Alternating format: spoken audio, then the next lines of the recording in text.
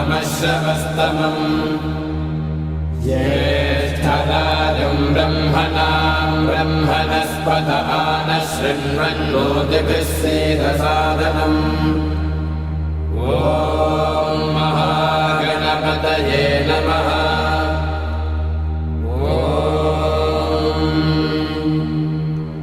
भद्रं कर्णेभिः शृणुयाम देवाः भद्रं पश्येमाक्षभिर्यजत्राः स्थिरैरङ्गैस्तुष्टुवागुंसस्तनूभिः विषेम देवहितैर्यदायुः स्वस्ति न इन्द्रो वृद्धश्रवाः स्वस्ति नः पूषा विश्ववेदाः स्वस्ति नस्ताक्षो अरिष्टनेमिः स्वस्ति नो बृहस्पतिर्दधातु।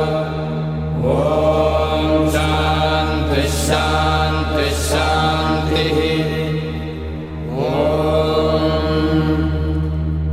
अथ गणेशाथर्वशीर्षं व्याख्यास्यामः।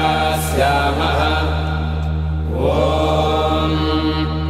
नमस्ते गणपतये त्वमेव प्रत्यक्षं तत्त्वमसि त्वमेव केवलं कर्तासि त्वमेव केवलं धर्तासि त्वमेव केवलं हर्तासि त्वमेव सर्वं खल्विदं ब्रह्मासि त्वं साक्षादात्मासि नित्यं ऋतं भस्मि सत्यं भस्मि अवत्वं माम् अवभक्तारम् अवश्रोतारम् अवधातारम् अवधातारम् अवानोजानमवशिष्यम् अवपश्चात्तात् अवपुरस्तात्